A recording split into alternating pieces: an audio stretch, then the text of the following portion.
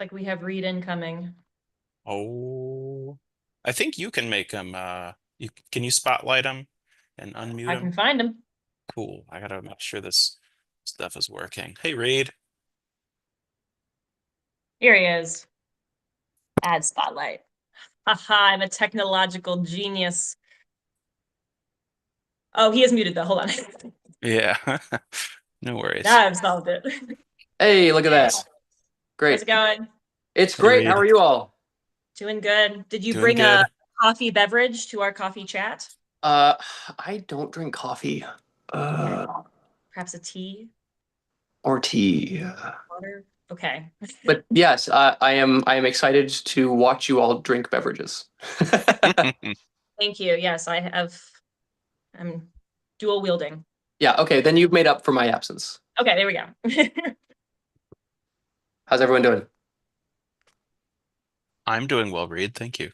Yeah, of course. Yeah. And everyone else is stuck in mute jail as I was, but I'm gonna Y- assume everyone's good. well, so okay, so the way that we're doing this is everybody is in mute jail until about 30 to 40 minutes in. Beautiful. Then people can unmute and ask you questions. So, Great, great. yeah. First, And I need also, to do my 40-minute monologue. yeah, and also don't mute yourself, Reed, I because then will we have not. to, yeah, we have to unmute you. Great. So, Now that my phone is set up, I'm not gonna touch it ever again. good. That's the right move. I can't be trusted with technology. Once I'm here, I'm glad to be here and I'm not gonna jinx it any further. The youth generation, folks, cannot be trusted with technology. I've been sacrificed to the Zoom gods one too many times. I'm convinced it's not a skill set issue. It is more of a karmic issue. Oh, I see. You know. Yeah. All right. So I will why don't I give the spiel and then we can get started. So I'm also going to hit record finally at the actual start, not like 30 seconds in, 2 minutes in. All right. Perfect. And I think that all right. Okay. So for those of us joining, or for the folks joining and for folks here, so I'm going to let Katie do the actual introduction of Reed. I just have a short spiel on how this is going to work. So for the first 30 or 40 minutes, we have some prepared interview questions for Reed, and then Katie's going to go through those.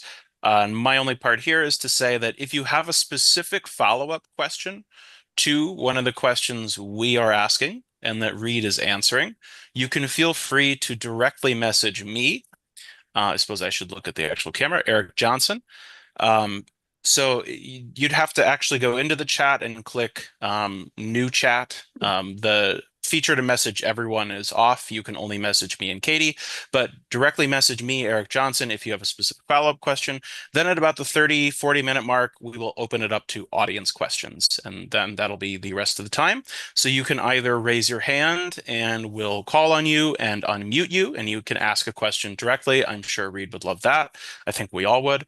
Or if you would prefer, you can just send your question to me in the chat. Again, Eric Johnson in the chat, and then I will get it to Katie, the interviewer. Okay, now I'm going to turn my camera off and hand it over. All right. Thank you, Eric. Thank you, Reed, for being here. And thank you, everyone, for attending. This is our fifth of the six candidate forums that we're doing in this format. And we found it to be really helpful to get a little bit more time with a candidate and really dig into some of these policy questions. So thank you all so much for being here. Eric already sort of went over how things will work in terms of questions. Do feel free to send in follow-ups to what Reed and I are talking about at any time. And otherwise hold those questions for the audience portion. But Reed, I'll just do a quick introduction of you and who you are and your background. Today we have Reed Showalter. He is an anti-monopoly attorney, born and raised in Oak Park, running for the Illinois 7th House seat, of course. He earned his JD from Columbia Law School, correct? Yes? Correct. Yes. Excellent. Specializing in competition law and antitrust law while working at Chicago Legal Aid on housing legislation. And then he worked in Congress on the Judiciary Committee staff, then as an attorney at the Federal Trade Commission and as a senior policy advisor in the White House National Economic Council. So Reed, I'll pass it over to you briefly if you would like to add anything else to that basic introduction of yourself, your background, and your experience before we get into our questions.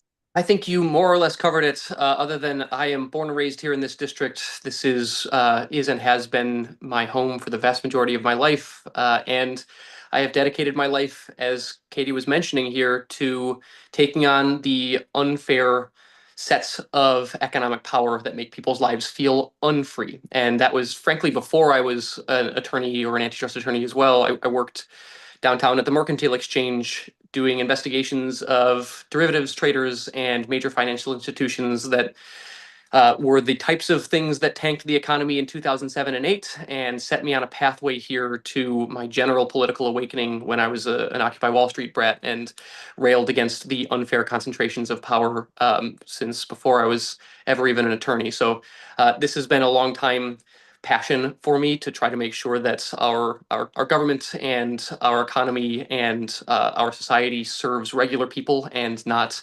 the rich and well connected. And I am very excited to continue doing that work here as a candidate for you and would love to earn your support. Thank you, Reed, so much for furthering that introduction. You touched on this a little bit already, but my first question for you is what motivated you to run? And so if you wanted to talk a little bit more about maybe why this seat in particular, Sure. And then also what sets you apart from the other progressive/grassroots candidates in the race. Yeah, so what motivated me to run is sort of twofold. One, I've been in public service in some form for basically my entire adult life. This is the thing that I've dedicated my life to. And basically, from when I gained a political consciousness, watching my father lose his job in the Great Recession and watching the unfairness sort of cascade through my community and my friends' communities as people lost homes and jobs and people's lives became precarious because of traders 800 miles away. That kind of thing has stuck with me for a very long time. That people don't feel like they have, and I didn't feel like I had real like control or predictability in our lives because so much of it was dedicated towards extraction for a few very wealthy people. I'm running right now because I'm reading the same news that everyone else is. I see the five-alarm fires that are burning everywhere, and it is overlapping crises. We have an affordability crisis, we have a climate crisis, we have a democracy crisis, we have a crisis of armed ICE agents rolling through our streets, kidnapping and killing our neighbors. And all of these things are particularly acute now, but they are not new. They are things that have been bubbling and burbling for decades now, and they are the types of things that I've dedicated my life to addressing. And very specifically, in this seat at this time, I'm running because despite the fact that there are 13 candidates in this field, there is nobody in this field who has worked in federal government in the last 5 years, much less the last 10. And I think it's really important to remember here that we need two things for whoever wins and represents this seat. We need somebody who is clear, vocal, and affirmatively committed to progressive values, the progressive values of the 7th District, which is, as I said, my home and also happens to be the youngest and bluest district in all of Illinois, one of the youngest and bluest in the whole country. And it deserves a progressive champion, somebody who's going to fight loudly and proudly for that and against the abuses of the Trump administration. But two, somebody who is ready to do that on day one. And I've had a number of conversations here. Some people have said, "This is your first time running for public office. Why not run for like alderman or state rep?" And the answer, frankly, is like I'm not qualified for that position. Those are different jobs fundamentally. The structure of federal law is different from state law. It is different from municipal ordinances and law and code. The players there are different. The rule book is different, and the coalitions are different. And I have done exactly this work at the federal level for years now. I worked in Congress as a staffer. I worked as one of our legislative affairs lead at the Department of Justice when we spoke to Congress with one voice as the DOJ under the Biden-Harris administration. And as I was saying here, whoever wins this has to be able to take office and challenge the Trump administration, and they will do so with 2 years of damage done and 2 years of damage yet to prevent. And it's really, really important that you know exactly how that system works. And I have spent the last many years of my life as an attorney doing exactly that work, dedicated to these values, and I think I'm uniquely qualified to combine those two needs at this historical moment. There's a point here of the distinction from the other candidates, and I think that I've already spoken to that to a certain extent, but maybe to put a finer point on this, there are a lot of candidates in this field. There are 12 others in this race, and I think we're at a time when not only do we need to challenge the Trump administration, not only do we need somebody who can do it on day one, but we're also going to get a chance to take some really big swings. These are historic times. They are the times when we, as America, have taken big steps forward in the past. And look, I look at the trajectory of American history, and I see a story of when we are in dark nights like this, we have often taken our biggest steps forward. This is the story of coming out of the Great Depression into the New Deal, and coming out of the Jim Crow South into the Civil Rights Movement and the Civil Rights Act. And this is another of those moments where, if we play our cards right, not only are we going to save democracy from this onslaught of authoritarianism, but we're going to get a chance to do really big, exciting things that align with progressive values. And we need to be ready to build towards that. And that means having those values clear, standing against a genocide funded by our tax dollars, standing unabashedly for Medicare for all, and not just Medicare for all, for the types of New Deal era investments in new hospitals and clinics, standing for the building of affordable new housing, standing to pass a Green New Deal, standing to abolish and prosecute ICE. And all of these are things that it's really important to be clear-eyed on, and also to have the skill set underlying it to write the bills, do the investigations, build the coalitions at the federal level, as I have been doing. I muted myself. Thank you so much for that answer, Reed. I appreciate it. I actually was thinking about, one of your last points, I was thinking about that earlier today, of like, after the waves of global fascism is when hopefully we can get the most done. And it's good to hear that someone else also feels that Yes, that is yes, hopefully yes. what we are looking forward to after all of this. But yeah, bringing us to my next question regarding the inequality of it all. This is, again, one of those questions that we asked all of our candidates for the forum series. Our district, the 7th, contains some of the widest wealth and health disparities in the country, from the Gold Coast to West Garfield Park. How does your platform specifically bridge that gap? And what are a few of your day one federal priorities that you believe would have the most immediate impact for our district specifically? Yeah. This is a really important one. And as I was sort of getting at earlier, I think it's a long story.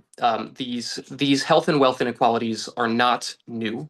They are built out of the long history of intentional under and disinvestment in parts of the district. And look, America has a long and particularly gruesome history of wrapping up its racism and its classism all in one neat and viciously effective bundle. And Chicago is ground zero for that, right? We were the epicenter of redlining, and we watched as the build out of our interstate highway system cut intentionally through centers of Black and brown wealth in and around Chicagoland. And we've watched over the last several years as even as downtown Chicago has thrived, we've watched historic underinvestment, disinvestment, and the departure of institutions like Brock's Candy on the west side, and the sort of slow roll of private equity purchasing, reselling, and gutting of our healthcare system, whether it's Loretto and the fraud that happened there under private ownership, or West Suburban Hospital and the 5 layers of purchasing and reselling that has created a debt spiral that now you've got AC out in the summer and heat out in the winter, and broken elevators and broken tubing systems, all because of this story of not just underinvestment from the government side, but a failure of government and democratic power to step in and stop this larger story of wealth accumulation, and extractive wealth accumulation, especially on the backs of regular people. So I have, as I said, I became an antitrust attorney because of this injustice, this exact thing. And this is a lot of the work that I was doing. Part of the reason why, for example, it's so expensive to get food at the grocery store is not just because we lack real meaningful public food infrastructure, but because if you go to get eggs, there's 3 companies that process all of the eggs in America. If you want to get a burger, there's 4 companies that do beef, and 3 companies that process hogs, and 3 companies that make wheat. And so down the line, anything at the grocery store, you're dealing with monopolies, and monopolies that jack up prices at the grocery store and deny the ability of workers on the other end, whether it's food workers at restaurants or farmers or local food distributors, from getting good, fair wages. So I think it's really important that when we talk about this, we're not stuck in this old model of the way we get through this is just by fighting to restore SNAP and WIC, just by fighting to restore ACA subsidies. We need to be talking about power. We need to be talking about the underlying power that made these inequalities possible and so pernicious. And I think that means taking a few really big swings. Obviously, it means breaking up monopoly power, as I've been working on for a long time. But I think it also means imagining a really robust affirmative government case here. And this is I was hinting at this earlier. Like, the housing crisis is not something we solve with just tax credits and LIHTC and a modicum of zoning reform for private real estate developers. I think it's time that we do what the federal government did the last time we had a major housing crisis and start building homes, start building millions of homes quickly with union labor and available for people of middle and lower income to just buy, so that we're not just sort of filling things at the top end of that spectrum. We need Medicare for all, and we need a system that doesn't just cover universal health care and does it first dollar coverage. I'm not talking the Medicare that we have right now, although like it's a useful term to use. We should cover dental and vision. It should be coverage at the first dollar, and we need to invest more substantially in building new hospitals and clinics. Part of the reason why the health gap between the West Side and the Gold Coast is not just a lack of coverage and not just a lack of grocery stores and good jobs. It's also because there's a bunch of really good hospitals and specialists that you can walk to from the Gold Coast that you cannot from the West Side. And that lack of infrastructure matters too. So the day ones on this are as follows. We've got a chance here to, I think, take some really big swings, as I was talking about. These are New Deal era style investments, jobs programs that are federal jobs guarantees, that are building new housing, that are investing in green new infrastructure, that are replacing lead pipes, that are building new hospitals and clinics across the district. That's a jobs program and a recession recovery program and a building back government program. But it's also the type of North Star that I think we need to be conscious of as we spend these next couple years under a Trump presidency. We're not going to be able to pass these huge, sweeping, progressive things immediately. But there's a lot, once you identify your North Star, that you can start building the groundwork for, right? Like, I talk about a Green New Deal, for example.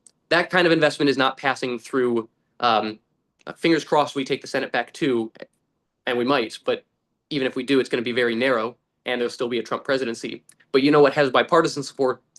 Grid reform, going through and saying, we know as progressives we're going to be driving towards a Green New Deal. And the way that we get there in the meantime is investing in things like modernizing the grid so that we can actually store power and transfer it. Because it doesn't mean anything if you have a big solar array in Arizona that can't get its power to Chicago in the wintertime. And that kind of work is the type of thing across the economy, whether it's food or healthcare or green infrastructure, that we need to have eyes on and start building the small wins with the must-pass bills that on day one, I would be committed to sort of running the 2 tracks on. How do we draft the big bills? How do we build the big coalitions? And then how do we start taking those smaller manageable bites over these next couple of years that actually get us in a position where we can do that work when we take back both houses of Congress and the presidency. Awesome. Thank you. I need to tell you, I was taking such copious notes during this because I was like, I'm going to ask a follow-up question. And then you preempted all of my follow-up questions. So one moment, I do have a thought from, no, please. I do have a thought from someone in the chat here. Yeah. So in terms of how that's particular to our district, is there anything you'd like to add about, about how that's specific to us, or Yes. how like you would want that work to be specific to us. Yes. Yeah. Careful what you wish for. Yes, there's so much specifics that we can add here. So, I talked a little bit about how healthcare and housing, and we can dig into that a little bit more. But let me give you some examples from the food side too. Yes, yeah. This district specifically is already pioneering really cool work on food access, food justice, and food as medicine. And we have a bunch of innovative, whether it's nonprofits or businesses or government affiliated organizations that are across this district that are doing cool things that can be both additive for community health and additive for jobs, but also things that plug in immediately to the type of work that government does. So over the course of this campaign, I've gotten a chance to sit down with, for example, the CEO of Farm Zero, which is a really interesting urban farming startup operating in the loop that's taking like floor through commercial space and turning it into hydroponic growing. That's the kind of thing that people have not been pouring gas on in the way that we should, because look, this 2 floors of hydroponic growing space that Farm Zero is doing is feeding like 14 CPS schools right now. Right now. And that's the kind of thing that, like, if you don't have to transfer microgreens and greens that are grown in downtown Chicago across broad distances, you don't have to grow them with pesticides and chemical fertilizers. You don't have to go through the sort of traditional agribusiness monopoly version of getting healthy food to schools. You save a bunch of money, you have healthier food, and you are creating an infrastructure that like pollutes less and invests back in people who spend money in the district and creates a resilient supply chain so that if we have things like a pandemic, it doesn't fall apart. And it's not just Farm Zero. There's dozens of these types of businesses. I talked to a local food aggregator that's finding ways to get small farms that are run by teenagers and 20-year-olds. And a brief aside here, if you're a farmer, an urban farmer or otherwise, if you're going through the standard agribusiness sector, you get about 6 cents on the dollar for every bit of food that you sell into the markets. Every dollar that a person spends at the grocery store, 6 cents of that goes back to a farmer. That used to be over 50%. And if you go to these local businesses, if you have these local supply chains, that number's more like 45 cents going back to the farmers. So talk about a way to get real community reinvestments. There are things like that happening downtown and on the south side. There's a business called, it's actually like it's a co-op coalition between a nonprofit and a local hospital and a job training program called Farm on Ogden, which is on the southern part of the west side of this district that I went to just a few weeks ago. That's doing similar work. That's aquaponically growing a bunch of crops and is training people on food prep. And these are the types of things that are models that we could scale up, that are perfectly suited for funding from things like USDA and the Farm Bill.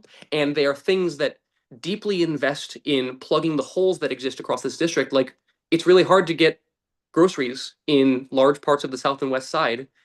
Most people end up shopping at a corner store where food is less healthy, and functionally it actually ends up being more expensive because you're buying in like little you're not buying in bulk, you're buying in like little unit packages. If we could invest in things like building new grocery stores, building new urban farming structures, building new food businesses through the things that are already existing and scaling those up and directing government funds to that, not just through the individual allocation that a member gets, but by finding the really interesting and meaty stuff that exists in must-pass bills like the Farm Bill. We can do a lot to reinvigorate huge parts of the historically disinvested parts of this district. I will stop there because if you let me, I will nerd out on every one of these all night, and I want to make some space. And I know that, and I knew at some point I would hear the word fertilizer out of your mouth in the first 20 minutes. And I do encourage folks in the audience question, if this is interesting to you, to ask Reed more about seeds and fertilizers, because he will be delighted to tell you. I will tell you too much about seeds and fertilizers. But yeah, it was really cool to hear more about these initiatives that already exist in the city and just like need more buy-in and federal support. So thank you for providing some more details on that. Let me just make sure. Lovely. All right, excellent. If you're ready, we can move on to the final of the first 3 questions that we asked all of our candidates. So you knew this one was coming. I absolutely agree with something that you said in your introduction, where you said, this is one of the bluest districts in the country. We absolutely deserve like a true progressive in this district. That being said, I can personally attest to hearing a lot of people, myself included, despairing in the past few weeks over I wrote the ticket split we could get, but honestly, I should be saying the ticket split that we will get amongst the progressive and grassroots candidates. So could you speak on whether you see this as a problem as well, and why or why not? Yeah. Look, I actually think there's something really important about the variety that we have in this field, because it allows people to get a candidate that represents their values truthfully, fully, and completely. I look at this split in a number of ways. I actually think it serves the progressive candidates better. There are this is a seat that has long been dominated by Chicago machine politics, and I think it's important to note also that there are a bunch of machine politicians who are variously cannibalizing each other. That creates a real pathway to finally break through and have a member from this district that is a unabashed champion of progressive values. And so, look, I mean, some of this is beggars can't be choosers here. Like if there was a field of a bunch of progressives running against a single machine candidate, then we know what that outcome is. Instead, we get a chance to choose people who represent our values loudly. I think it's really important to note here too is when I talk to people, the split that they're talking about is small. Usually people are picking between 2 or 3 candidates, and the ways that they make those decisions are very different. Sometimes you hear people talk about having a progressive champion that is just forthright on the values and never compromises on it. And for that, you've got there are a number of candidates there, for example, that have said from the very beginning that what's happening in Palestine is a genocide, and have said from the very beginning that we need to abolish and prosecute ICE, and that have showed up at the protests and the direct actions against war and against ICE rolling through our cities. And that kind of thing is represented only by a couple candidates in this field, frankly. There are others who talk about this as a story of viability. And there is something to that. I will say people talk about viability primarily from have you fundraised enough? Do you have a broad base of support? Do you have volunteers and a real operation? And that's a meaningful thing too. And there are a number of candidates in this field who I really like, who have tremendous and aligned values, but don't have that portion. What I would put to you here, and I sort of mentioned this in the beginning, but I'll redouble on this. Just on the tactics of a progressive that represents the district and can win, I think those many Venn diagrams overlap in a way that I think I am uniquely suited to be the candidate that represents it.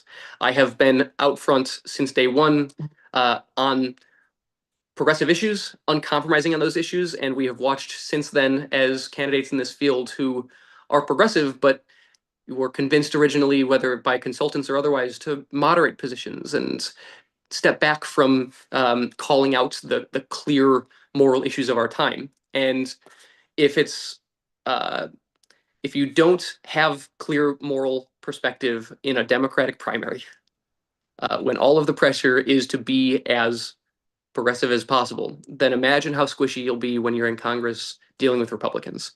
And so that part really matters. That is disqualifying to me amongst even people who I consider good candidates and progressives otherwise. I think it's important to have somebody who will never flinch from those values, no matter what room they are in, no matter what the pressure from consultants is. And 2, we are the top fundraising grassroots progressive candidates in this field, and it's not close. We have over 5,200 individual donors. We've raised well over $300,000 towards this, and we have an infrastructure of hundreds of volunteers and 65 interns, all trained to be organizing captains in their own rights. And that is the type of thing that is really important in a split field like this, especially to not just have the values, but to be able to turn around and turn out the margin of victory that it takes here. And there are candidates here who, like Kina included among them, who is a good candidate, and I have voted for her in the past, for example, but in this time around doesn't have the resources that like allows you to recommunicate your values to the district, and that matters too. And so when I look across the many splits, I deeply respect these candidates. I respect the vast majority of these candidates, except the ones taking APAC money. But I don't see a real pathway for somebody who has these clear values other than the one that we are driving here. And I think that is the case that we have been making. And in a field that is 13 wide, I think that's a compelling one. And it's the one that gets you to a win number. Thank you for a thoughtful answer to that question. In the interest of time, I will not ask you one of the many more intense follow-up questions I have to this question, but I will ask you the fun one. I will ask you the fun one, which is if we had ranked choice voting, which I know you support. Yes. After voting for yourself, who would be your second choice candidate in this race? Yes.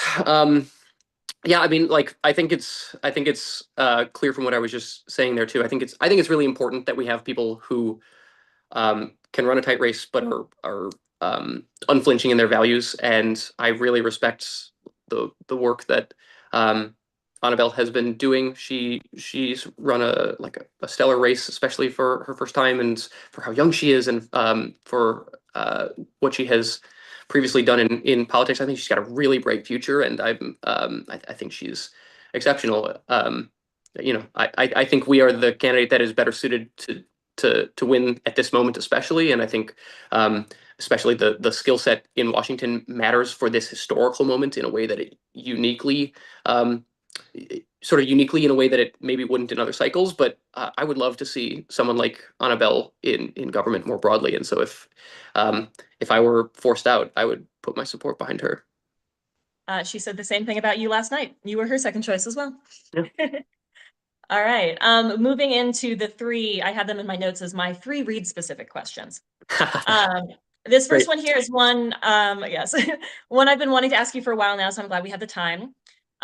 So there are many voters and organizations in the district who are invested in this seat as a historically Black seat for 53 years.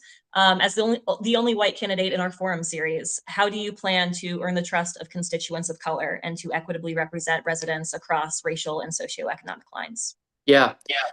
This is something that I think I've gotten this question a number of times. Interestingly, I get this question in rooms of white voters almost uniquely, which is fine. It's a fair question. And like elephant in the room, I'm a white dude representing a district that has been represented by a Black representative for 54 years. I will say the single most important thing that a representative can do in a district is represent your values and do so honestly and effectively with every bit of their power and energy. And that is the thing that I'm committed to doing. I think the answer to that, how do we make sure that we are equitably representing this district, is it looks a lot like the campaign that we've been running so far, which is relentless availability and constant contact at every part of the district. There is a reason why we aren't just all over social media and at every forum, but I spend every morning and every evening at bus stops and L stops and community centers across the district. I spend my weekends in Baptist churches in Englewood or in Austin, and spend the time across this district having conversations wherever possible. And you'll note that when I lead any of my conversations, and whether it's my literature or my advertising or whatever, I'm talking about affordability, because that is the thing that is reflected from the conversations that I have been having with this district. And I'll tell you, that story is not something that I'm hearing from River Forest, Illinois. It is a story that is built on the feedback and continued conversation and collaboration with the parts of this district that are historically underinvested in. And I am committed to being a champion to that. And I know that, like, I can't be a champion for any of that unless we are there all the time. unless we are constantly in conversation. And that's not, it's broader than town halls, and it's broader than, I've made commitments before, and I'll do it again here, that we should open no less than 3 constituent services offices across the district so that people don't have to drive more than 10 minutes to get to their congressperson or to the services of their congressperson's office, and that we are hiring people from the community that are culturally competent and trained in the skills that are needed. But it's way bigger than that. I keep thinking to myself, why is it that during a campaign, all of these candidates are constantly in the streets? They're knocking doors, they're making phone calls, they're texting, they are finding ways to reach out to you. And then, when it's not election cycle, they're dark. This is the way to represent a district. It looks like running this campaign. It is going out, knocking doors off cycle, making calls off cycle, holding town halls, but that's the table stakes. Showing up at churches, community centers, bus stops, and all around the district to say, what is the thing that you're experiencing in your life, and how can we champion that? And it is, at core, it's a work story. And there's nobody in this field who's going to outwork us. There's nobody that has. And the more we do that, the more we can actually be a megaphone, because these types of seats are supposed to be megaphones, not chairs to sit in and admire your power. Thank you for touching on not just your current campaign, but also how that carries over into how you plan to manage constituent services. As a very brief follow-up on that question, I'm curious, you mentioned connecting with voters in some of these neighborhoods that have been historically underinvested in. And I'm wondering if there's anything you've heard from them that's been surprising or humbling to hear in terms of the voters in those neighborhoods, in terms of what they're looking for in a representative. Yeah, I mean, some of this was like the early on humbling. I came in like as an antitrust guy, ready to talk about big tech and like and AI and democracy issues, and I started this type of work um, at the very beginning of this campaign, and I came in being like, here are the things that I think are interesting. What do you want me to talk about? And the number of times when those early conversations were just like, I don't care about that. How can I afford food? I was like, oh yeah, right. Duh. That type of conversation was something that like we invested in very early. And it's why this campaign is as sharp as it is now. Like, our messaging is not my messaging; it's the messaging that we've built in conversation with the district. It is built in coalition with the district, and this continues. Right, like I took an early position, for example, on the war crimes and genocide in Gaza, and I am not a foreign policy scholar. I am an anti-monopoly attorney, and like these are intersectional issues to me. They are built from the same core that you shouldn't use power ever to dominate and dispossess and harm people. But like, I I don't spend all of my time, and I hadn't spent all of my professional career like in the depths of those issues. And I've had a number of conversations with the Palestinian communities across this district and sharpened language around, recognizing the language of conflict versus like a one-sided attack, and the language of power that is being discussed there, and the ways to talk about an apartheid system. That those are all things that we have really deep humility about on this campaign. Like, I think the values are clear, and our language can always be better, and we will never compromise on the core values. But it's really important to know where people are coming from. What is the pain that they are feeling, particularly in their lives, and how do we speak to that in a way that's compelling? And that is ongoing. It's something that, like, I got tail between my legs, like in one of my first bus stops in August, before I even formally launched, and this kind of work has been going on for a while now. Yeah, thank you for your response. I am wanting to acknowledge to the folks in the audience that I swear we will get to the audience portion soon. I had just 2 more questions for Reed. So Reed, maybe if you want to give me your tight, like 3 to 5 on these questions, Sure, not to push you, no, not to sorry, push you. and sorry to be long-winded. No, it's stunning. These two are like in your wheelhouse. My first question for you is, you worked as an attorney at the Federal Trade Commission, and that agency is being fully remade under Trump. Can you identify any improvements being made? You can say no. And what changes would you try to reverse if elected to Congress? Yeah, we're picking at a bit of an open wound right there. Look, I have a really special place in my heart for the FTC. I worked there.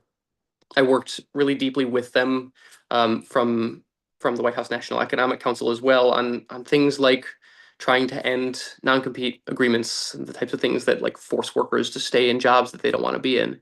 Um, Things like major cases against healthcare monopolies and against Amazon for continuing to roll through the economy. I think what is happening at the FTC is a travesty, and the political firing of the two Democratic commissioners and what might be the thing that basically eliminates independent executive agencies entirely is sort of still looming over the FTC and the firing of uh, Commissioner Becca Slaughter there. Um, weird bit of like happenstance too. This is legal nerds, but this case started at the FTC, and it was a case called Humphrey's Executor, and it may be that independent agencies end with a case against its US v. Slaughter, which both feel like an unnecessarily vicious set of case names for the birth and death of executive agencies. But yes, I think no, there's almost nothing that I can see redeeming about what has been done to the FTC. I think it's really important that when we come back into power, that we protect the independence and uh, functional structure of these types of agencies to do real enforcement and to do real rulemaking. And I would like to see those authorities not just protected, but strengthened. Strengthened with more funding and strengthened with clarifications in the law, because they've also been eviscerated by this conservative court, so that people can actually get out from under the thumb of monopoly power. There's a whole bunch of really great rules that have been thrown out. Like we had a junk fees rule that got curtailed and is potentially being thrown out by these courts. I hate junk fees. Why can't we ban those? That's crazy. And so yes, like I think to answer this very briefly in summation, no improvements from the Trump administration. Yes, lots of improvement yet to be made. All right, thank you. And I do apologize for picking at an open wound. No, they're all open wounds these days. So true. And then moving into my final question I have for you, Reed, before we go to the audience. Antitrust is one of the few areas where the quote unquote new right sometimes agrees with progressives. Do you see a path for bipartisan anti-monopoly legislation, or do you feel that the ideological divide is too wide there? I see many paths, in part because we've done it already. There's the New Right coalition on anti-monopoly work is really tricky because we only agree on the first half of the sentence, which is like we need to get these giant monopolies out of the way, and progressives say we need to get these giant monopolies out of the way so regular people can have a chance and not be dominated by robber barons. And then the New Right finishes it with we need to get these monopolies out of the way because they're in the way of religious ethno-fascism. But there's there are a number of bills that have already been passed with sort of strategic coalitions and peeling off here and there a couple members that can create a majority. We passed the single largest increase in antitrust funding with bipartisan support after an investigation that I was on for over a year, a report that I helped read, and a bill that I helped write. Um, uh, to make sure that the FTC and the DOJ had more funding for antitrust enforcement, and that strengthened the ability of states and state attorneys general to enforce those laws as well. We watched pretty recently as some anti-monopoly flavored reforms to pharmacy benefit managers just passed out of a Republican-controlled House and Senate. And that's something that, I mean, like between you and me, was a priority that we had been pushing from the progressive antitrust side for 3 years before that, and it got sort of picked up and reflavored, but the core of that is still stuff that we had been championing. I'll say there's there are weird spots of overlap here, and there are real opportunities where if you do the deep work and find the like slivers of Venn diagram overlap between the new rights and the progressive left, where you can get things passed, especially on anti-monopoly. But it's not as easy as saying like we're just going to break up monopolies, because there's like weird cultural baggage between it. You might be able to break up big tech companies because there was a time when people were like conservatives are being censored by big tech, so we need to punish them. And you could also say, by the way, big tech is a machine designed to like extract from local journalism, and so we should probably disperse that power. So there are a number of examples there. I can go really deep on all of them, and I won't. But yes, I think there's a path. I don't think it's as simple as just saying we're going to do some sweeping antitrust reform, though. Mm. Gotcha. I hope that someone asks you a question about it so you can continue to go deep on those issues if you would like. But that is all the questions that we have pre-prepared on our end for you. Thank you so much for all of that. We'll move into the audience portion now in this back half. So I already have a few of those coming in. Yay. Whoa, this is long. All right. Okay, I'm gonna cold read this. I don't know what any of this means because policy is not my whole thing, but you're gonna give me the like explain it to me like I'm 5 moment. Is this yours, Eric? No. It's from an audience member. This is brilliant. I didn't know how to rework it, and I thought that's exactly what I had in mind. Just cold read it. No, this is stunning. Reed, I'm gonna read this to you, and then will you give me the like explain it to me like I'm 5, and then you can answer it to this person who is a genius. Sure. Okay. Illinois is being eyed for major quantum computing and AI data center development, facilities that demand enormous amounts of electricity, water, and can affect ground temperatures in surrounding communities. At the same time, we are seeing dangerous consolidation in the regional utility market. Ohio and Indiana utility companies have been merging, and a private equity firm has acquired AES, one of the largest power producers in the country. When profit-driven consolidation meets explosive data center energy demand, ordinary ratepayers get squeezed from both sides. What oversight mechanisms would you fight for to ensure utility rate increases are not passed on to Illinois residents, that environmental impact studies are mandatory before construction begins, and that communities, not corporations, have a seat at the table? Yes. Excellent question.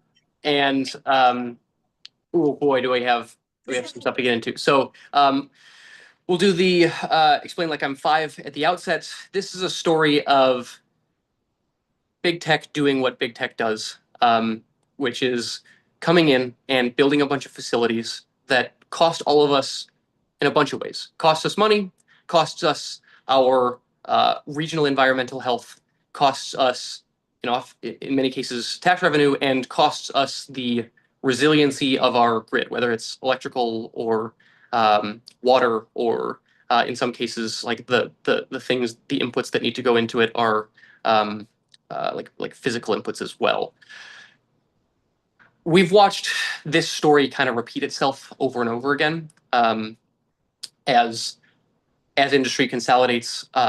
We have been watching big tech, especially chase for yield, which is the finance term for like basically big investors, venture capitalists, and major hedge fund investors finding additional ways to sort of juice profits even as productive assets go away.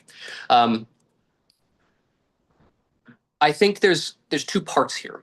There's the grid side, and then there's the build out of speculative investments like quantum and AI. One, when you're building out things like quantum and AI, especially things that, for whatever reason, like our politicians never seem to read past the headline of that sounds like something I don't understand, so it must be good. These are things that, to date, still have not proven themselves to be valuable in the real economy, much less useful for the things that they promise. Like quantum computing is a perfect example. It is still not at a point where you can actually use a quantum computer in a commercial application that is better than a traditional computer. You can't string qubits together and deal with the error correction in a way that is meaningful. And so we're spending a bunch of money on something that is purely hypothetical, and even the theoretical physics behind it is still speculative of whether it will be meaningfully useful for the small sliver of applications that it's useful for, like cryptography or like advanced analytics.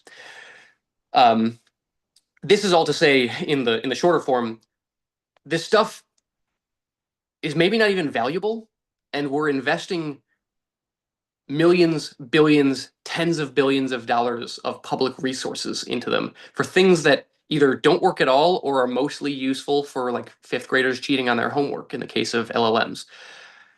And so I don't understand. I understand why VC money is chasing it. It seems like it's the next big thing. They chased after the metaverse. They chased after NFTs. They chased after blockchain, all trying to find sort of a thing to hype and pump and dump. But I don't understand why our communities are being forced to bear the brunt of that.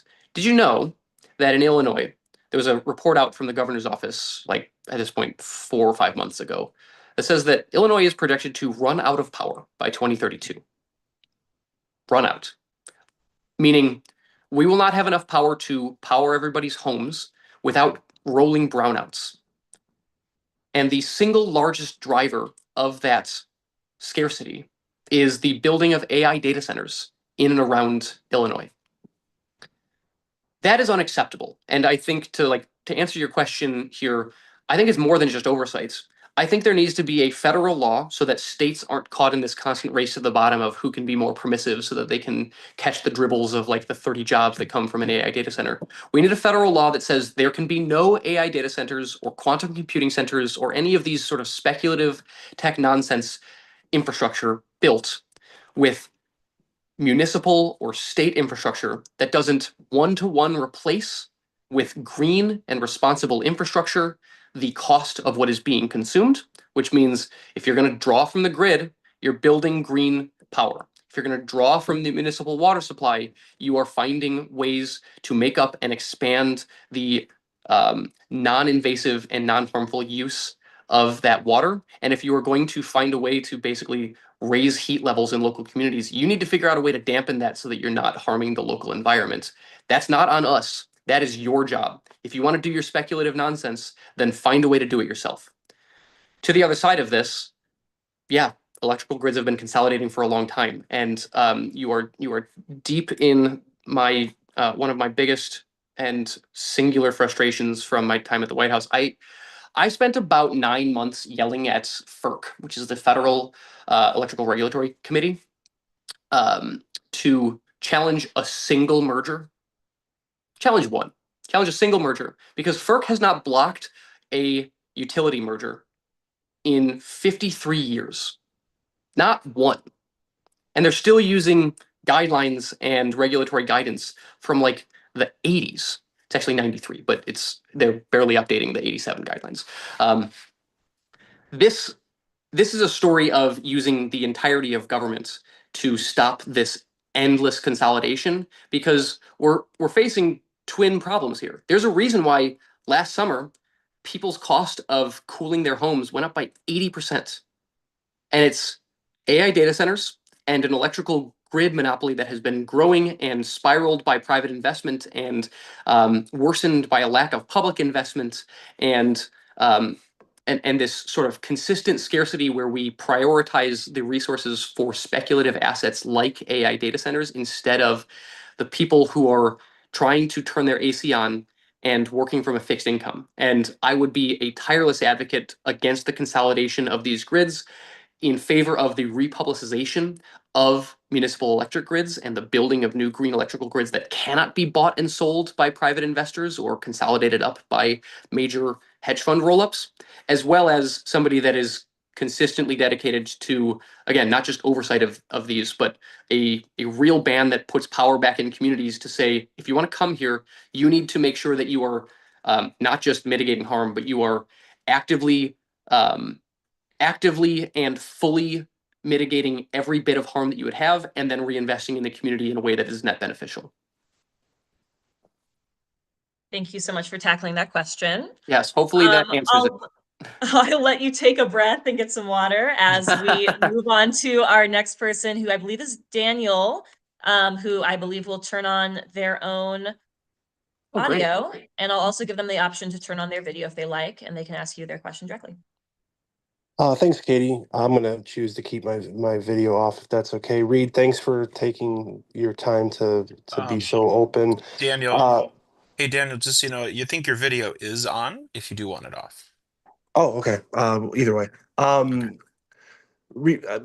For me, a lot of these downstream issues are caused by the buying and selling, basically, of politicians Mhm. and the cancerous amount of money that's in these races. And I feel like if someone's not up for wholesale changes to the way our politics are, that's immediately disqualifying. Yeah. On your website, you talk about ending Citizens United. How does that functionally happen? Yeah. Can you get into that? Yes. Yes. There's a lot here, actually. So I think it's really important that maybe the first threshold thing that Democrats do when we win back power is sweeping democracy reform. And that includes getting money out of politics. There's a reason I don't accept any corporate PAC money. I don't accept APAC or crypto or special interest money like that. And I roundly and affirmatively reject any super PAC spending on my behalf. There's a reason why there's no super PAC spending on my behalf, because I mean it when I say Citizens United is a cancer on democracy. There is, it is very difficult to just say we're going to overturn Citizens United.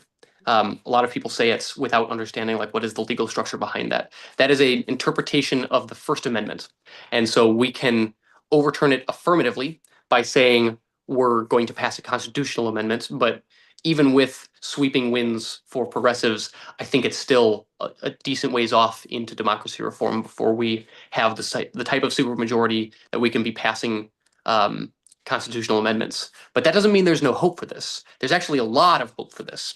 So the reason we got here in the first place is because of a Supreme Court that is part of an ideological project for the past 40 some odd years, championed in the Senate by Mitch McConnell and championed outside of that by the Federalist Society and a series of conservative scholars and activists to whittle away at that tradition.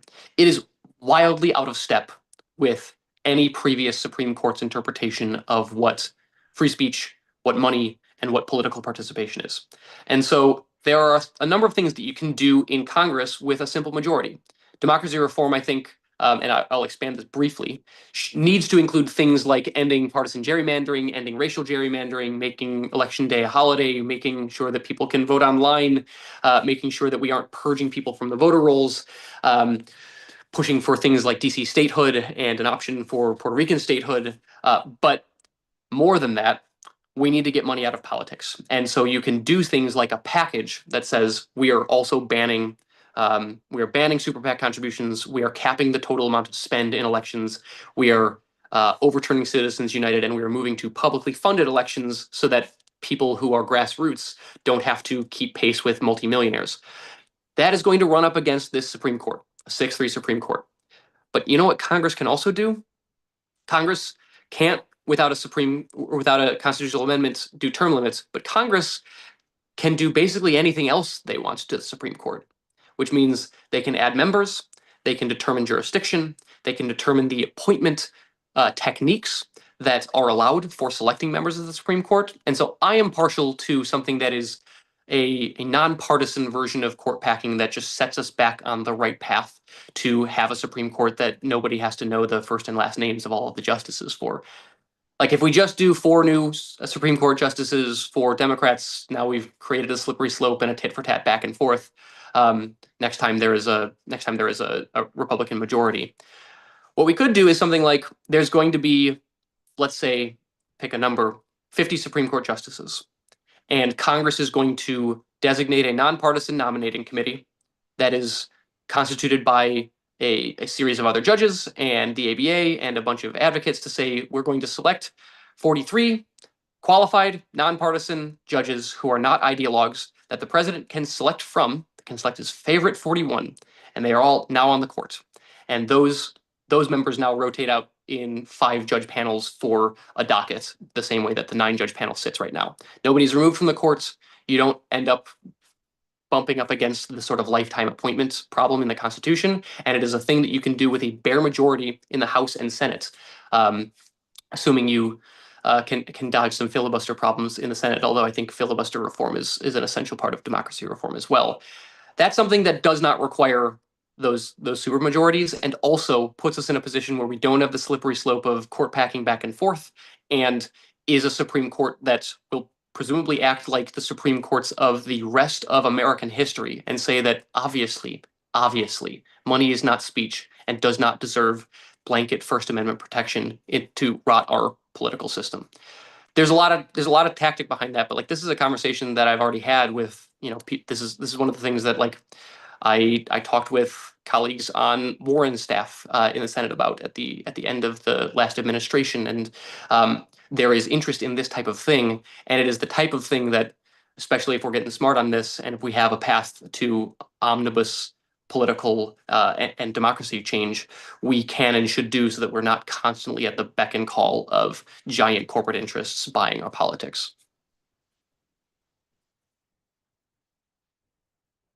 Daniel, did you have any follow-up questions you wanted to ask, or are you all good?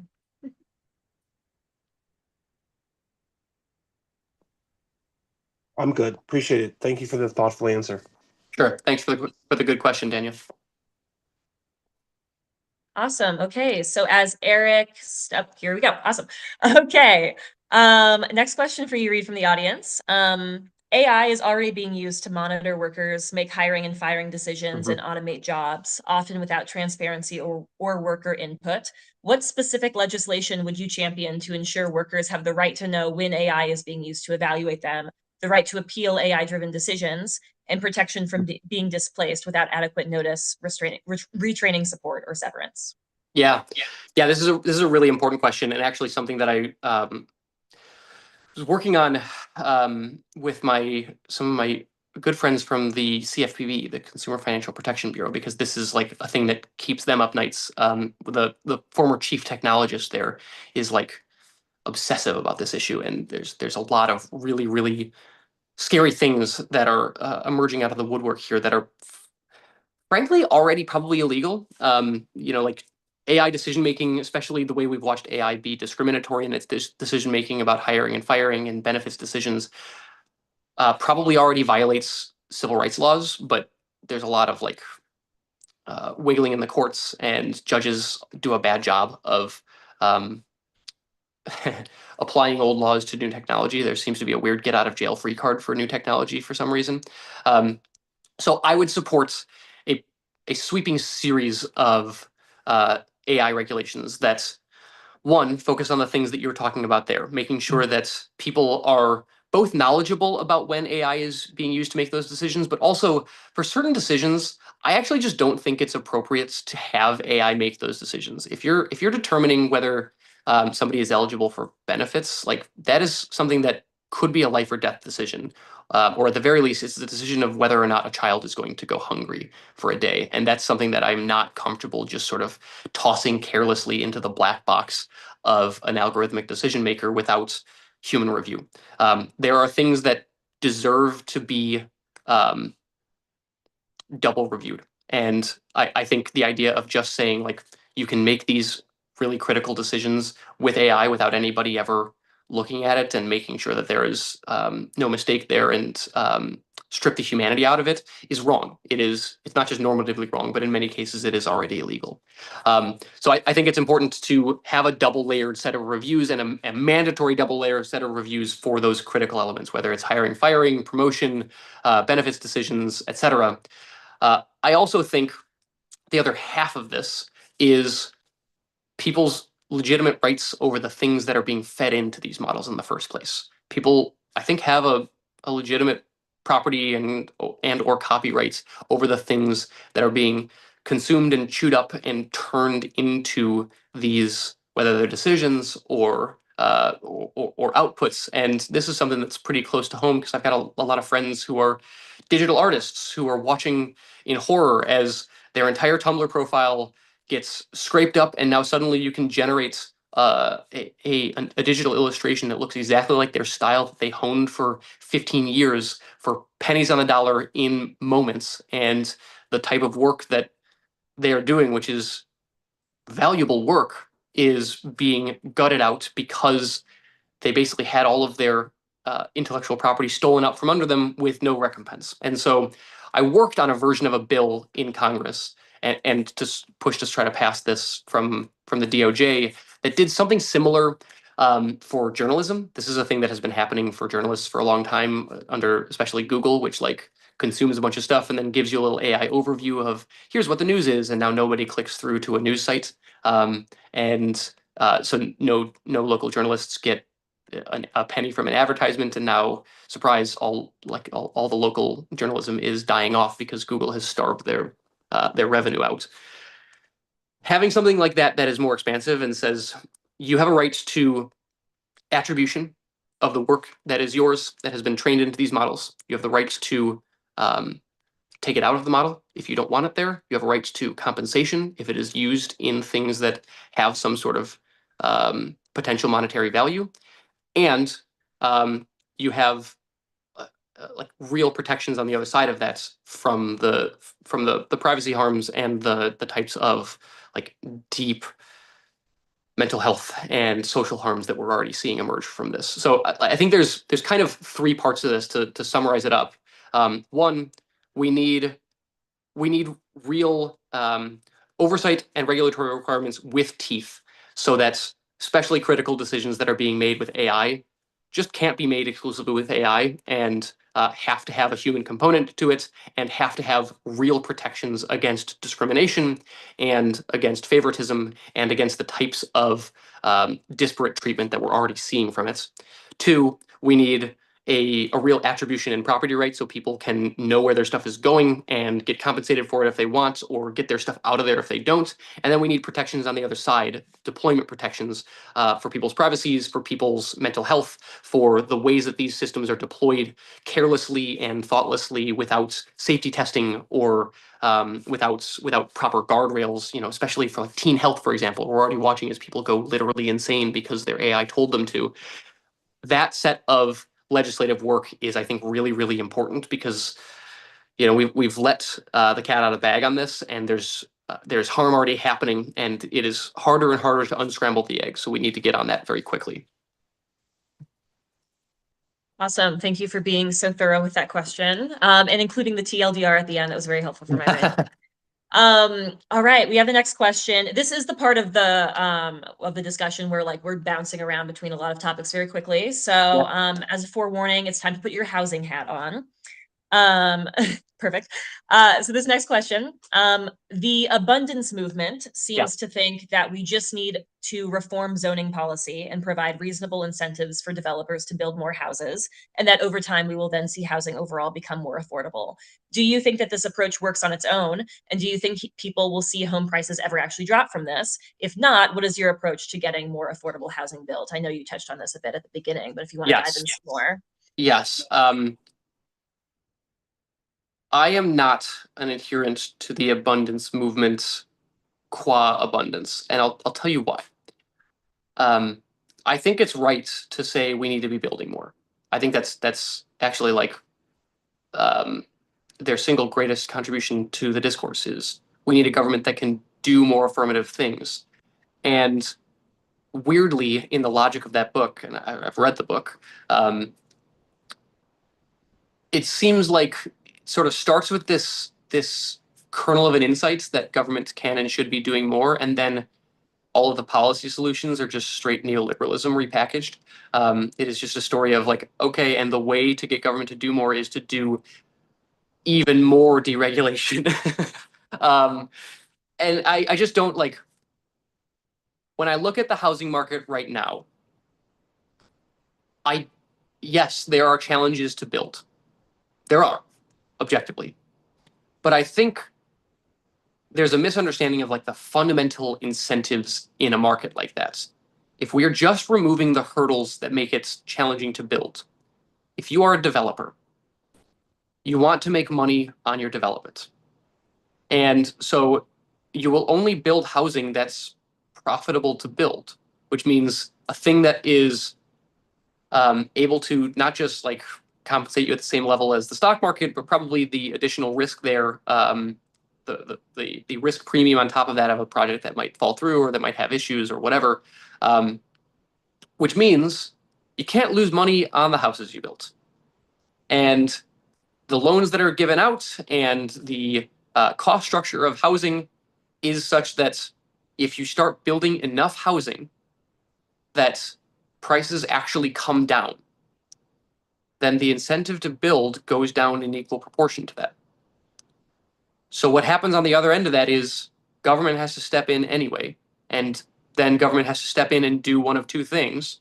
They can either subsidize a bunch of private developers for A, the cost of building that property, and B, the missed profit margin that they need to make in order to make it worth their while to build that property.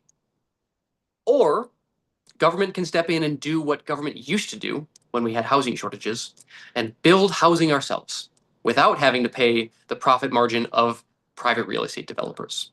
And I think it's important to also say here the challenges to building enough housing quickly and effectively enough to meet the housing crisis and actually drive down prices, those challenges for private real estate developers barely exist for the federal government. Many of the problems for private developers are that, one, financing is difficult to get, but the federal government prints money. One of the other problems is that the process of environmental and regulatory review is costly and lengthy, and frankly deserves to be, because there's a bunch of incentive in the private development market to cut corners in order to make the most profitable home as fast as possible, even if it poisons the environment or makes an unsafe home. But government building does not have these same incentives to create a profit at all cost. It just has an incentive to build homes for people. And added benefits, government is the one that has those requirements. They made the regulatory hurdles, and they can cut to the front of the line if they want to. And finally, there's a bunch of local zoning requirements that make it difficult to build dense housing, especially in the places where there is shortage. Well, the nice thing about federal government is the federal government can preempt local zoning requirements in cases of emergency or social need. And so I see an opportunity not just to sort of cut through all of the red tape and hurdles that abundance complains about, but to do so without feeding endlessly into the continued beast of profits for private real estate developers, to do so faster and more efficient, and to do so in a way that is like conducive to a federal jobs program and a massive national response, something that can be consistent with our green energy goals, something that can always be consistent with our unionization goals, something that can be a training program for new workers, and that can take advantage of the massive scale that can be deployed when the government acts as a developer, as it has in the past, to build homes. I am just much more in favor of government doing something like that affirmatively, answering this crisis at scale, and not saying that the solution to the overrun of capitalism that we have is more deregulation and more overrunning capitalism. Awesome, thank you. I know that was from one of the members of the downtown Indivisible group, and they really want to hear you speak on that. So yeah, I appreciate the question. Yeah, it's a really good one. It's an important one. Awesome. We have one more in the chat. Boop, boop, boop, boop. Sorry. Okay. Could you talk about how you would pay for all of these wonderful ideas that you have? And also, with 13 candidates running for this office. Oh, separate question. With 13 candidates running for this office, is there a percentage of the votes cast that a candidate must receive to be declared the winner in the primary? Yes, we can answer the second question first because it's shorter. This is a straight plurality race. Democracy is somewhat broken. This is a problem. We should have ranked choice voting so that you can actually get a majority here. But you could feasibly win with 9% of the vote or less if there's like an actual even split of this. Chances are, I think the winner is going to win with like, I don't know, 20-ish% of the votes, maybe less, given how split the field is. And then that person will be just declared the winner. So there has never been a more important election to show up on. This is going to be something decided by a few hundred votes in either direction, and anyone can win, which is both exciting and horrifying. Two, longer question: how do we pay for it? You will be unsurprised to hear that I actually think the resources are already there.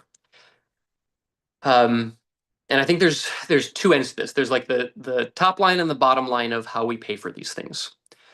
The top line of like getting more resources in is in some ways easier to answer. We have a progressive income tax that is avoidable, dodgeable, and at this point, the lowest that it's been since the progressive income tax was invented. Last year, Amazon, for example, paid 1.5% in corporate income taxes on just over $90 billion in profit. So that's obviously a problem.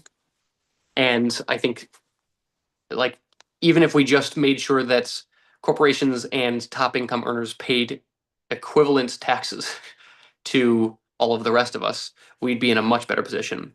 I'm also in favor of things like Bernie Sanders' wealth tax, which is a wealth tax on billionaires. There's 930 something billionaires in the United States right now.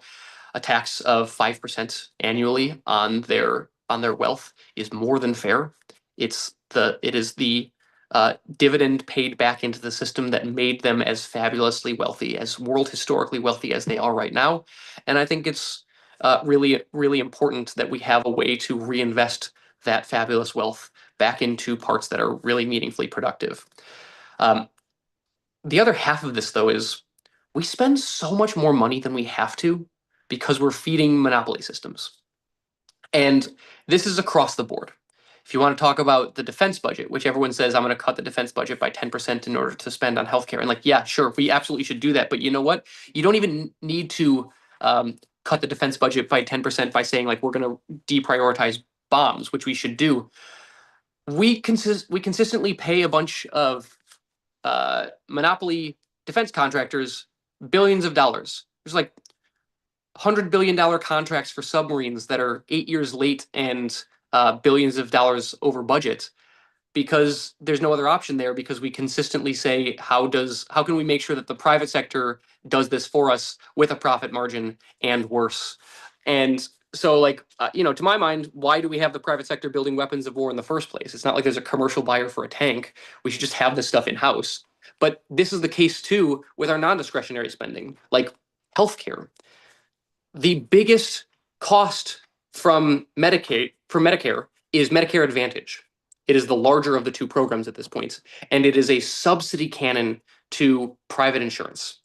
Private insurers, who, by the way, are some of the largest companies in the world. United Health Group, I like to pick on, is the 7th largest company in the entire world. It's larger than almost every state-owned company. And it got that big by ripping all of us off with plans that cost $20,000 a year with a $10,000 deductible. And by the way, denying over a third of all claims.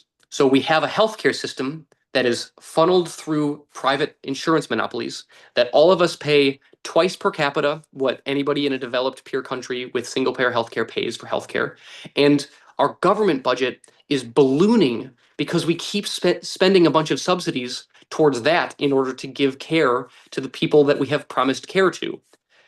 If you take like a meaningful look at the monopoly costs in our federal government's budget, you're talking about hundreds of billions of dollars of savings just in the mandatory outlays that we send for no reason to private industry in areas like what I'm talking about here, like defense contracting and healthcare, where we all know the solution should frankly be like a single payer healthcare system, or the government doing what it used to do and manufacturing its own weapons instead of sending all of the money to Raytheon and Boeing. These are really meaningful numbers. This is like, I'm not talking pennies here. I'm talking like double-digit percentages of the annual federal budget. And so when you talk about how do we pay for this stuff, some of it is making sure that the wealthy pay their fair share, but some of it is going after what has been this endless subsidy cannon to monopolies in the first place. And if we are going to make this system fairer, we might as well do it from both ends.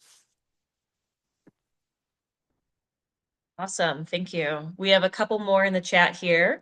So take a moment. Actually, let me hit you with this short one. Let's do it.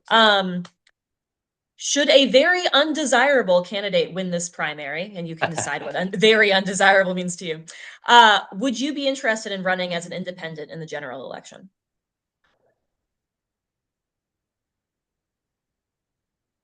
So there's the joke answer is I need a nap so badly on March 18th that I can't think any further than that. But look, the logistics of this are scary to me.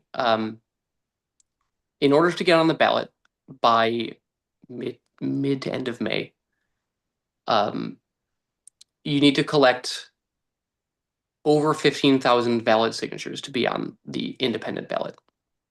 And the challenge rate for signatures in Illinois is high, and Melissa Conyers-Ervin has already proven herself willing to challenge. Melissa Conyers-Ervin actually challenged every single female candidate's petitions because she wanted to be the only female candidate on the ballot in the past. And on average, especially at a scale like that, you have to get probably 1.8 times the number of signatures that you actually need in order to be on the ballot. I'm running because I think it's maybe the most important thing that this district has ever done to try to prevent somebody like Melissa Conyers-Ervin or Jason Friedman from winning this seat and being a generational player that doesn't represent our values and is going to sell out to corporate interests.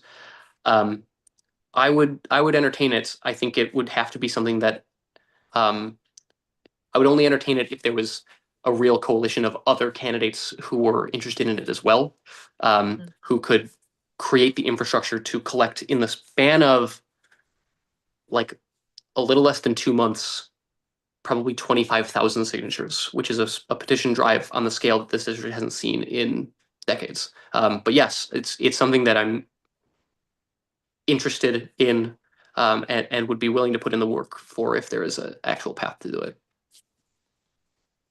Awesome, thank you. Our next question is a little bit more complex. This is the speed round, because I will warn you in advance that this question asker has requested a 60 to 90-second answer. Okay, I'll do it faster then. Okay, yeah, if you could aim for 55. Okay. I like a goal. We live in an era of engineered misinformation, manufactured chaos, and a deliberate erosion of critical thinking, and none of this happened by accident. In 60 to 90 seconds, connect the through line for this room. How did Reagan-era union busting hollow out the middle class? How did the systematic dismantling of women's reproductive rights strip bodily autonomy? How did the rollback of DEI and voting rights lock people of color out of economic and political power? How did 40 years of corporate welfare and trickle-down economics funnel wealth to the top, while Congress, both parties, looked the other way? And most importantly, what are you, and you is in all caps, what are you going to do differently? Yes. Okay. In 60, 90 seconds, let's give a through line of the trajectory of conservative thought here. All of this is a consistent story of what America has done for a very long time, which is it has bound up its racism and its sexism with its classism. That is how we enforce it. That is the ways that people feel freedom in their lives or lack of freedom, and the ways that we have watched over the last many years as not just Reagan, but this broader conservative movement has found a way to weaponize the destruction of a democratic government in service of the empowerment of racist and classist interests in its stead. It's very, very difficult to disempower people when there is a vigorous and robust democratic government. That is why when Ronald Reagan rose to power and Margaret Thatcher in Britain and the conservative legal movements more broadly came to power, they said, you know, the scariest thing that can happen is government saying, I'm from the government, I'm here to help. And this constant refrain of, we need to get government out of the way. What they mean by that is they want to get all of us on this call, all of us in this district, all of us in this country out of the way so that a small cadre of people who have a very particular vision of how the world should work, a racist vision of how the world should work, a classist vision of how the world should work, and a sexist vision of how the world should work on behalf of powerful white men so that the extraction game that America was built on can continue. And the only way to do that is by getting robust government, the type of government we had in the post-New Deal era, out of the way, because that was the place where we made our greatest strides forward to correct that. I will do this differently because, as I've sort of hinted at across these answers, I see the through line of power here, and I've spent my life fighting against the ways these problems intersect, the ways that monopoly power is used and wielded to enshrine the dominance of a single and authoritarian version of a single Christian religion, the way that monopoly power is used to disempower and disenfranchise communities of color and historically disinvested and Black and brown communities. And it's really, really important that we have a clear and consistent moral vision that sees through all of these issues as they are, as intersecting issues in order to address it. And it starts with obviously addressing monopoly power, but also addressing the ways that monopoly power and racism and classism have woven its way into our government. 2 minutes and 42 seconds. Oh, no. Sorry. A masterclass, though, truly. Thank you for that. I believe, unless we have any more in the chat from Eric, I do have one that I received before the meeting today from someone who wanted me to ask about something we actually have touched on very briefly, like an hour ago. Which is on the concept of statehood for DC and Puerto Rico. Yes. But the way they framed the question was, will you champion comprehensive democratic initiatives towards deciding the political status of the 5 U.S. territories and 1 federal district? And if decided upon by the citizens of these places, would you vote to admit these territories as additional U.S. states, and why? Yes, absolutely. I think this is actually an easy one to answer in 30 seconds or less. I think this is the right thing to do for democracy, and it is long overdue that the people who have been under the American banner, whether it's as citizens or as lawful permanent residents, or frankly even as First Nations, that there is the capacity to like a dignified and recognized political power in the way that we do federal government. Awesome. Thank you. That is all of the serious questions that we have for today, unless someone has like a last minute one to send to Eric real fast. Otherwise, I have 2 fun ones to send you out with, Reed. The first one is there like a cafe or location or something that you particularly love in the district that you would recommend to others, or where you go to relax?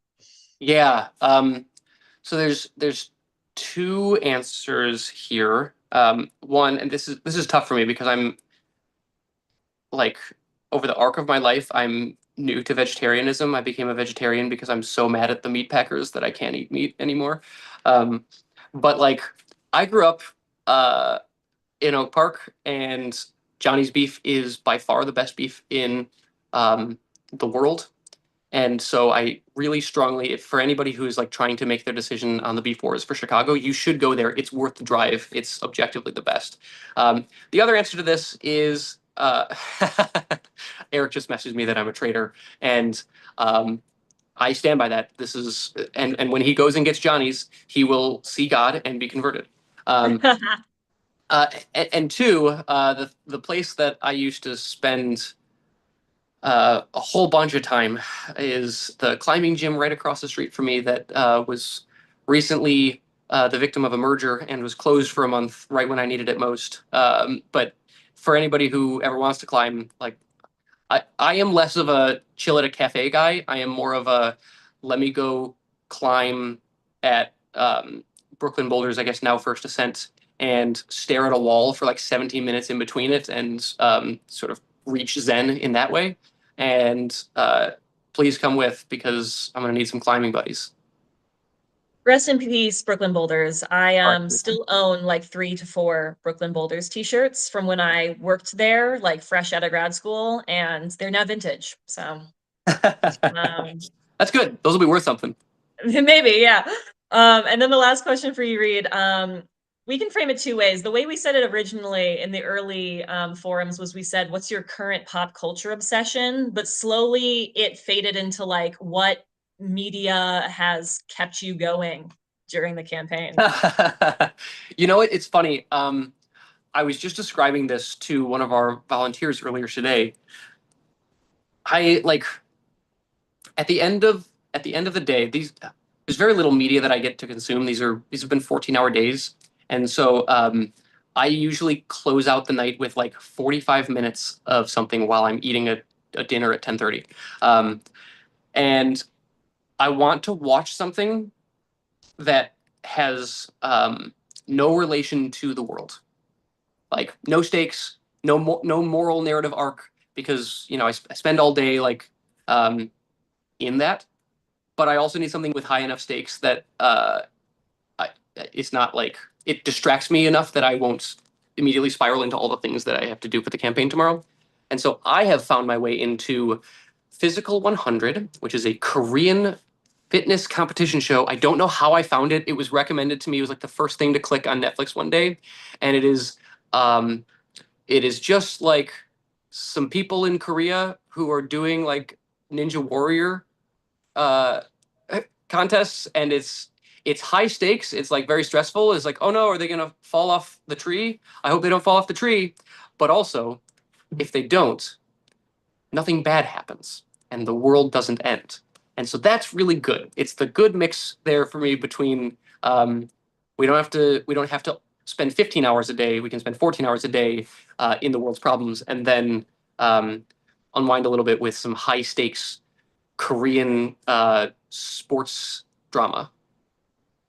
I bet we could find a moral narrative arc for Physical 100 if we scripted hard enough. I need you to not, though. I really need Okay, you to not. I won't ruin it for you. All right. That is all of the serious and fun questions that we have for you today. Reed, thank you so much for being here, for your time, and to everyone who was here attending, thank you so much for y'all's time as well. And may we all survive until March 18th. Yeah, thank you all so much for taking the time. I really, really appreciate you. Awesome. Thank you so much. Katie, Have a great you're the night, best. everybody. Thanks for your excellent moderating. Of course, anytime. All right, good night, y'all. Take care. Well, Take care, everybody. Great job, Katie. Thank you so much, Reed. absolutely. Thanks, Eric. All right. So for anybody left in the call, this is I'm going to go ahead and stop recording. And let's see, you receive an email. Yes. And I'm going to